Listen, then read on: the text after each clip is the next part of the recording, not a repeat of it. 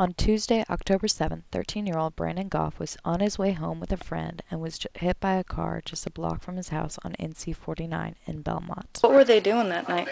Coming home. They were up here at Belmont United Methodist Church skateboarding. And there's a side road, and they walked down the side road, and then there's the cutoff to cut straight across the road. And Ryan, he skates a lot at night. So he's lived here his entire life. Yeah. And he's very careful, very cautious. I mean, he said, he promised me on his life, he said, I looked, there was no headlights. I looked again, there was no headlights. I looked the third time, no headlights.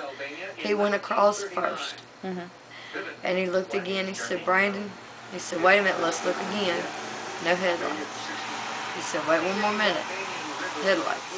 Because traffic out here is, you never know. It's you don't hear them, don't see them till they're right here. Yeah.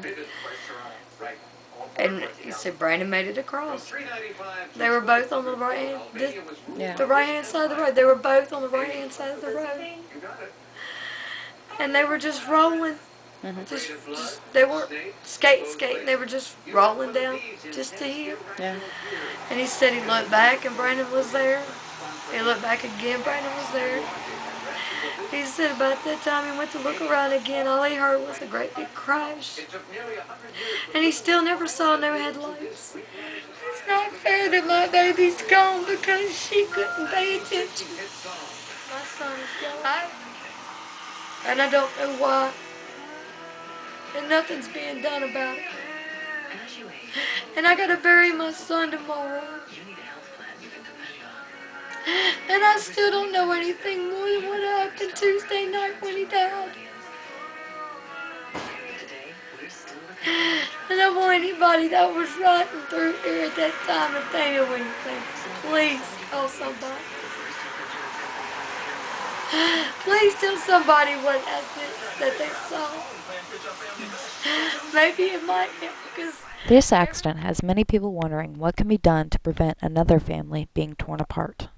Why can't they put a street skating area at City Park?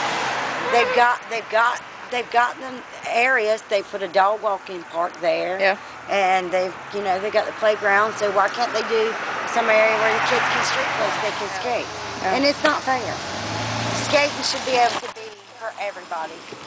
It shouldn't have to be a money racket. And my son wants to be a pro skateboarder.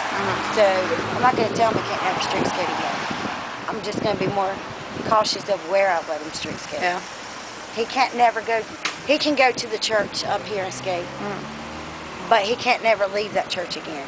I have to pick him, I would have to drop him off and pick him up if I let him go without me with a group of friends. And, or I would just have to stay there the whole time. Yeah. Even all of us are self-conscious. We're not walking up the roads anymore. I mean, we're even afraid to even just walk just to one of our friends' house. Yeah. I mean, that's just right up there up the road.